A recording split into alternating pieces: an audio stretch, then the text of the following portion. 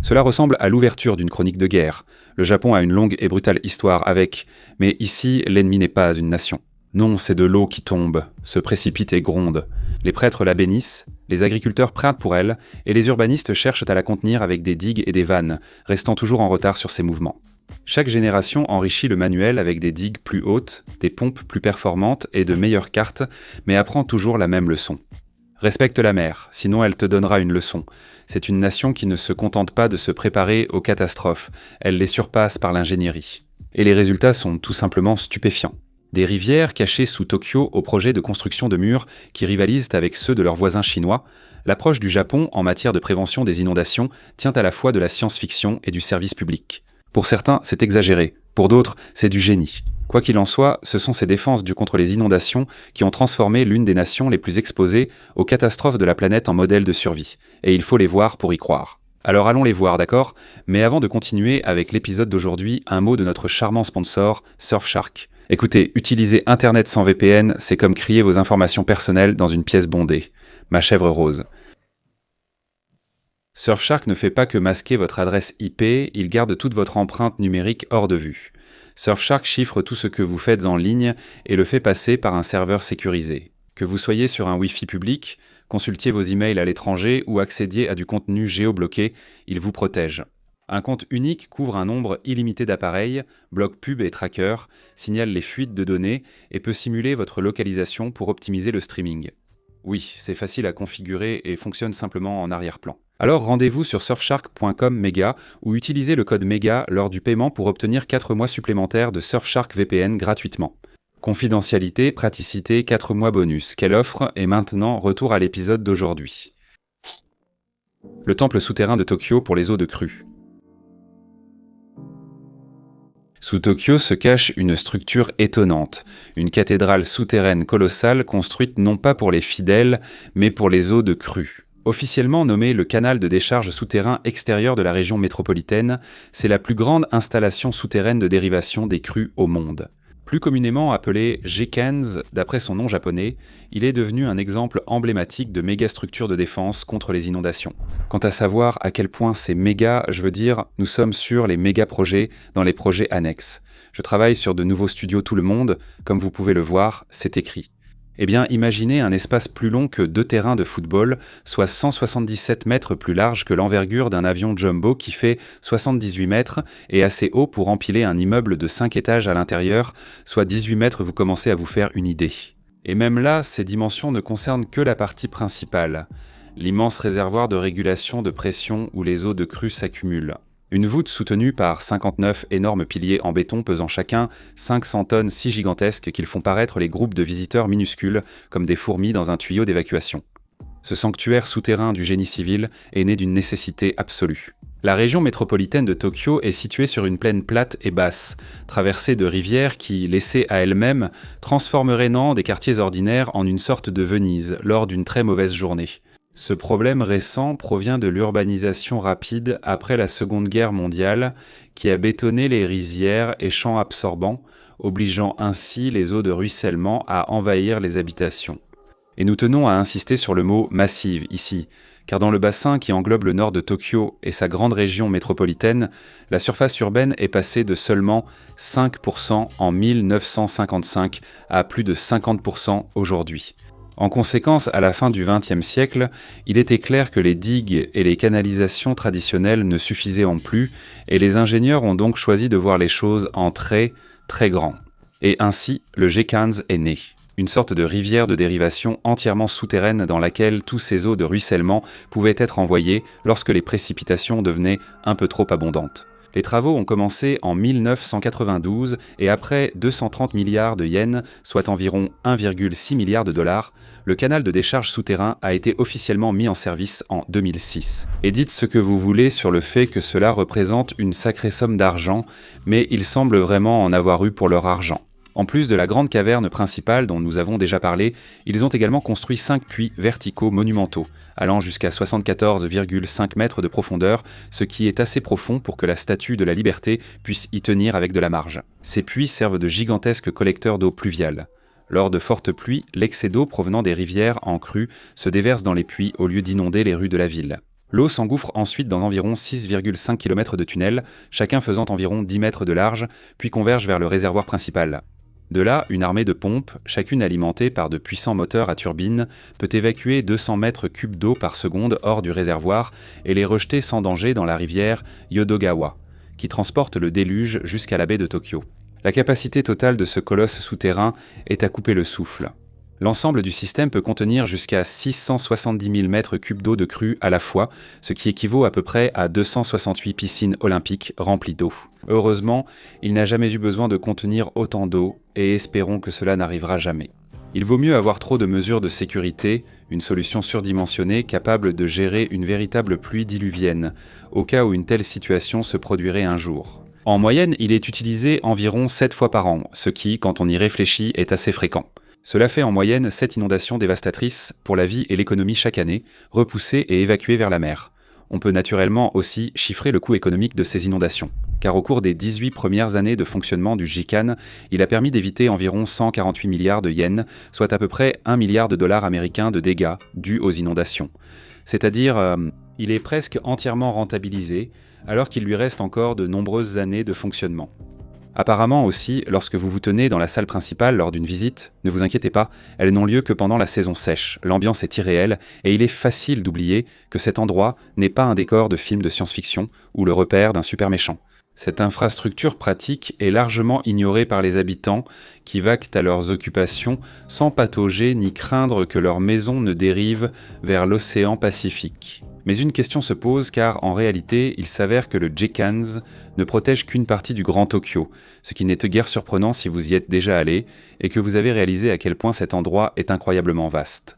Alors, que fait-on quand un seul mégadrain ne suffit pas ? Évidemment, on en construit d'autres, n'est-ce pas ? Les rivières anti-inondation cachées de Tokyo, les réservoirs souterrains.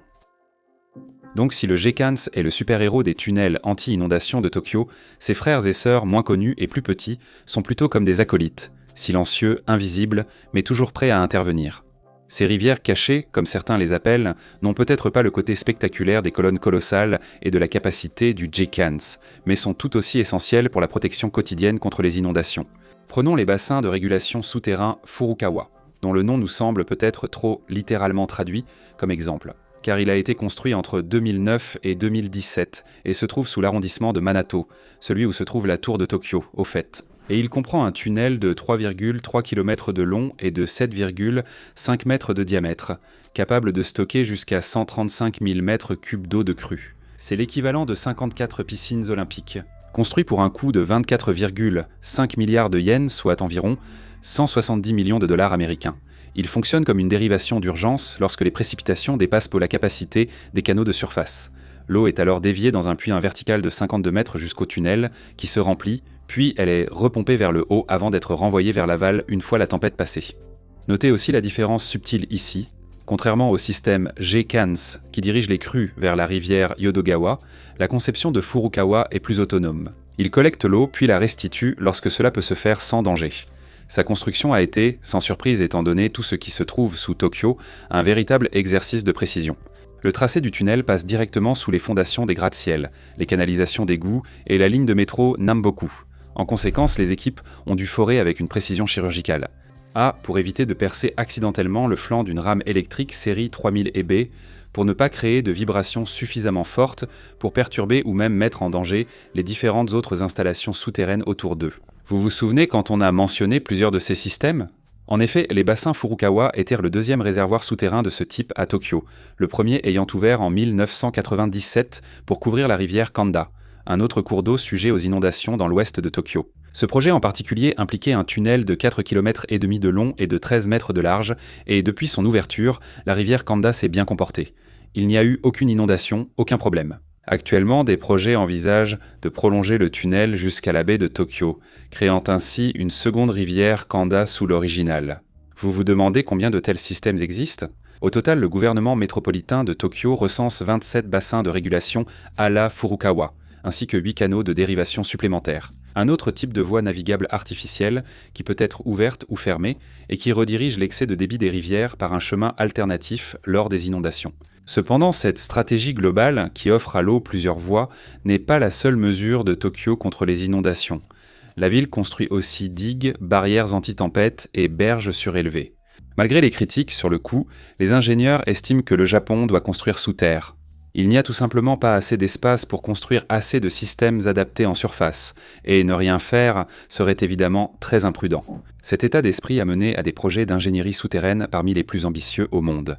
Ailleurs, la prévention des inondations se résume à creuser des fossés, trier et stocker des sacs de sable.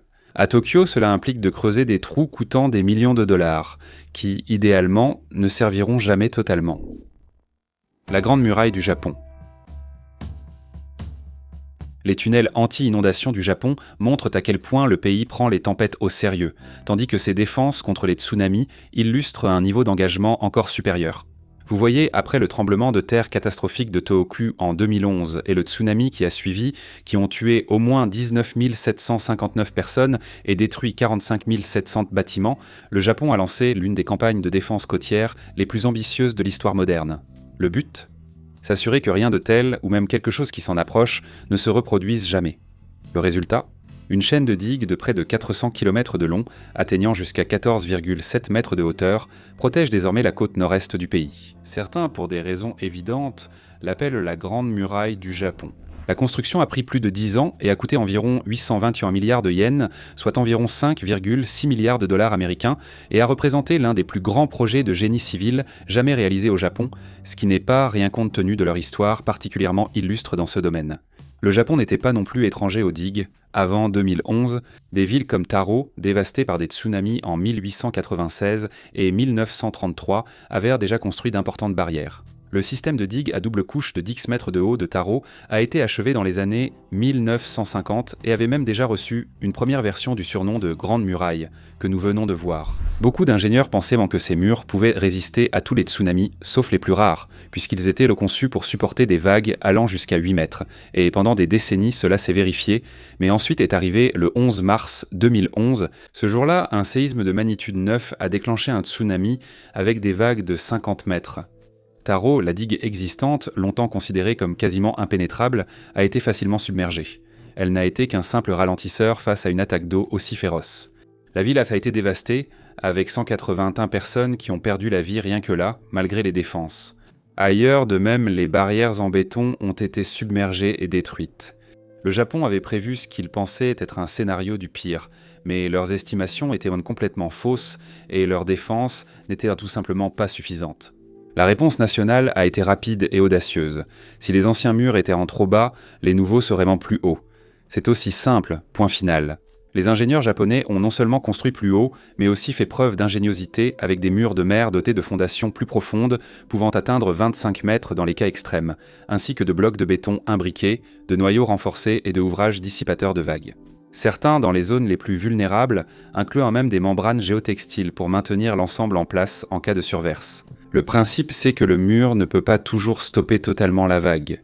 Cela devait être considéré comme acquis après 2011, mais il doit rester debout, atténuer la force et donner du temps à ceux de l'autre côté pour rejoindre les hauteurs. Cependant, cette nouvelle grande muraille fait débat. Les critiques estiment qu'elle a transformé les communautés côtières. Les vues dégagées ont laissé place à des barrières de béton et certains habitants se sentent enfermés. Les pêcheurs affirment que le mur a rompu les liens historiques des villes avec la mer et s'inquiètent aussi un excès de confiance. Les gens risquent-ils de trop compter sur le mur et d'ignorer l'évacuation nécessaire ?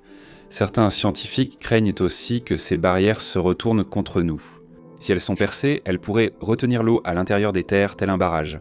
En 2025, le projet entre enfin dans sa phase finale. Selon un document gouvernemental publié en août de l'année dernière, 2024, après plus de 10 ans de travaux de creusement, de bétonnage, de relocalisation et de reconstruction, le gouvernement affirme désormais avoir atteint la phase d'achèvement global pour les régions touchées par le tsunami. La plupart des grandes infrastructures, dont digues, logements et 570 km de routes neuves, ont été cochées sur la liste.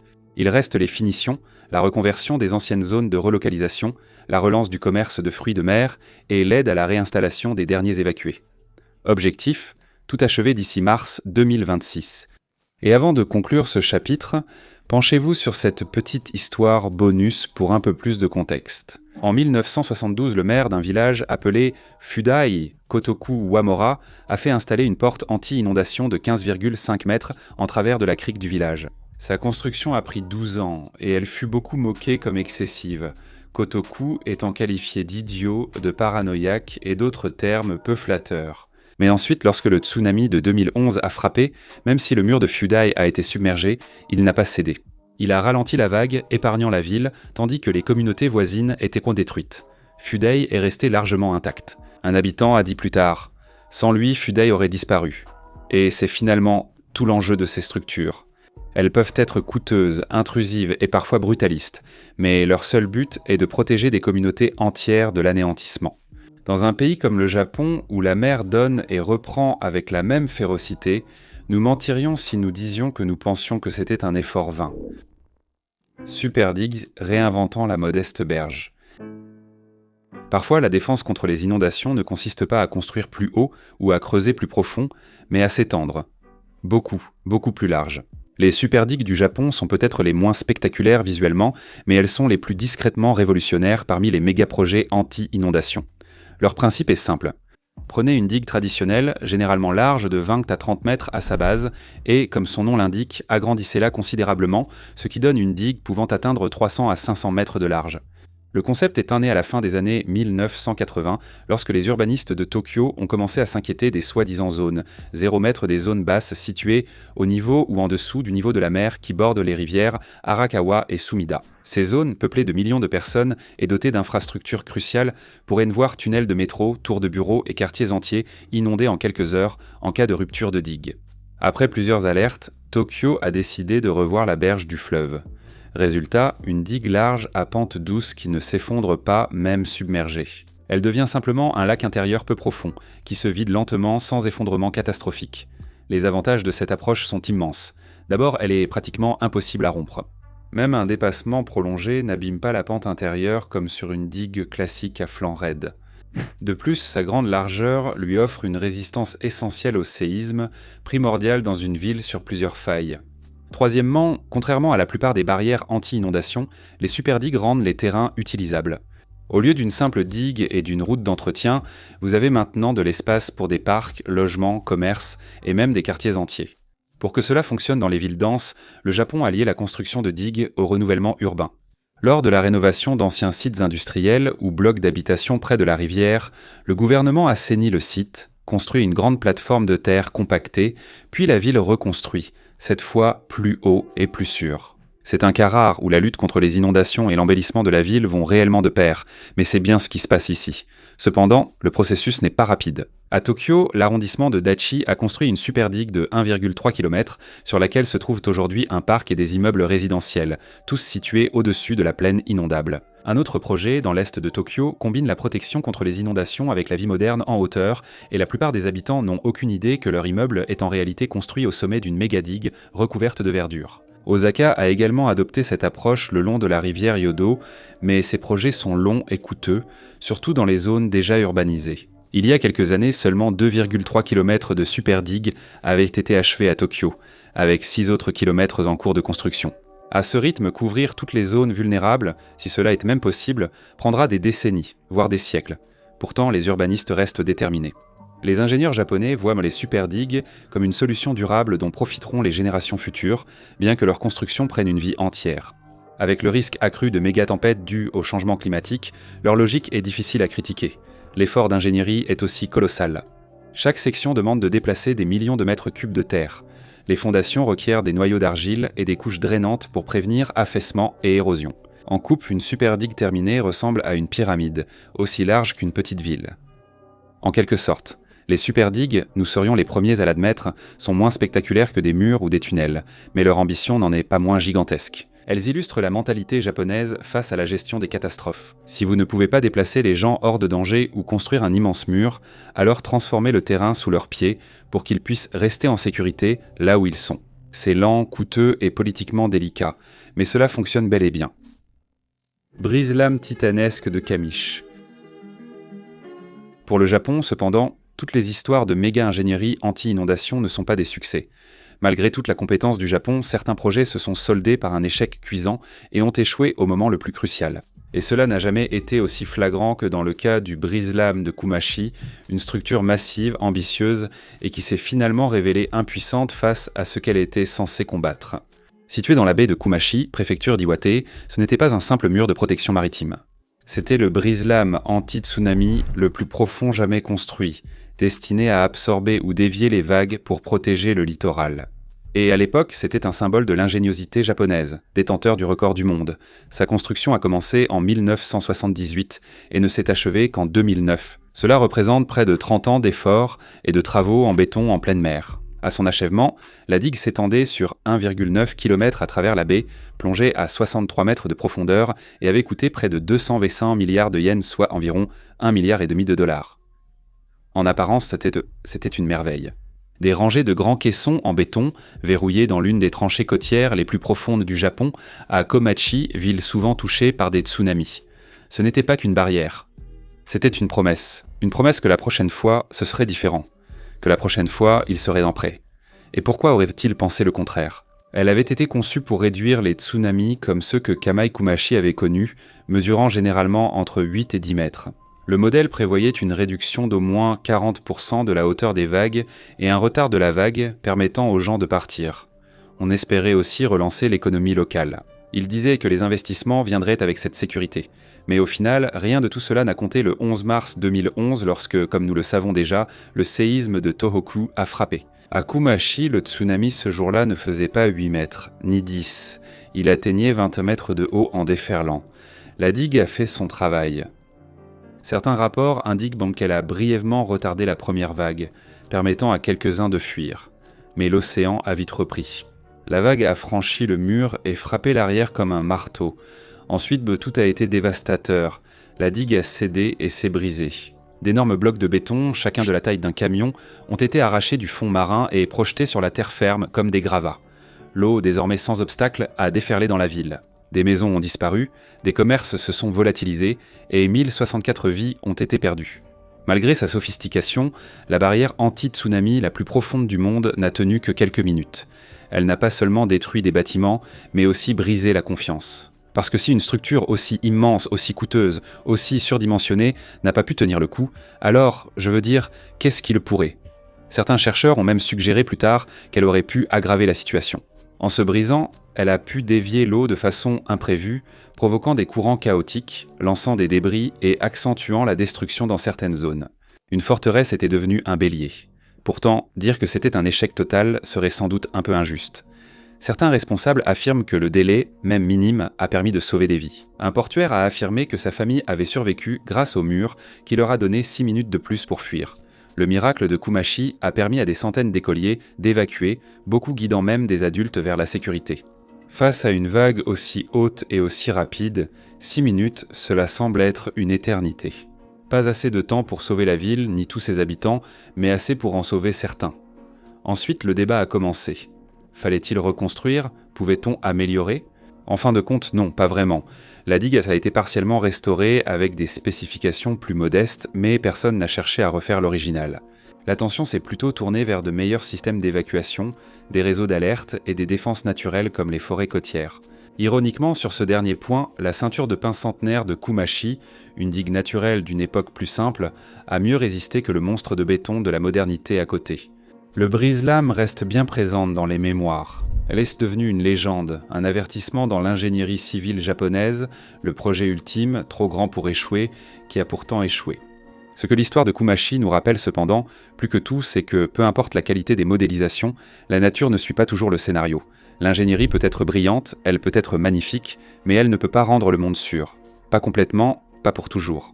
Donc oui, la digue était une merveille et un symbole de la détermination humaine, mais elle rappelait aussi que toutes les luttes contre la nature ne se gagnent pas avec de la hauteur, de la profondeur ou du béton armé. Certaines tempêtes ne peuvent être surmontées par la construction, il faut juste tenter d'y survivre. Conclusion. Alors au final, à quoi tout ce que nous avons vu aujourd'hui nous mène-t-il ? Eh bien, cela crée des tunnels pouvant engloutir des gratte-ciel, des digues fendillant l'horizon et des levées assez larges pour bâtir des quartiers entiers. Les défenses anti-inondation du Japon résultent d'un pays souvent modelé par les catastrophes. Une nation qui ne se contente pas de se préparer à la catastrophe, mais qui essaie de la devancer, de la surpasser et, lorsque c'est nécessaire, de la dépasser par la construction. Certaines de ces défenses bêta-terrestres sont des réussites, d'autres servent à rang d'avertissement, mais qu'il s'agisse de cavernes souterraines aussi grandes que des stades, de digues plus hautes que la plupart des immeubles, ou de super digues herbeuses servant aussi de parcs urbains, elles témoignent toutes de la même réalité. Le Japon prend la menace de l'eau très au sérieux et y répond avec une ingénierie audacieuse, téméraire et parfois étrange. Sur-ingénierie? Peut-être. Trop préparé? Certainement, mais avec autant d'enjeux, cela a été tragiquement prouvé en 2011. Mais à moins que nous pensions que le Japon a peut-être la bonne approche ici, car à mesure que les eaux montent et que les risques augmentent, le choix ne relève plus vraiment de l'ambition. Il s'agit de survivre. Si cela implique des kilomètres de béton et des tunnels inutilisés, c'est toujours préférable à regretter de ne pas avoir construit plus grand. Merci d'avoir regardé.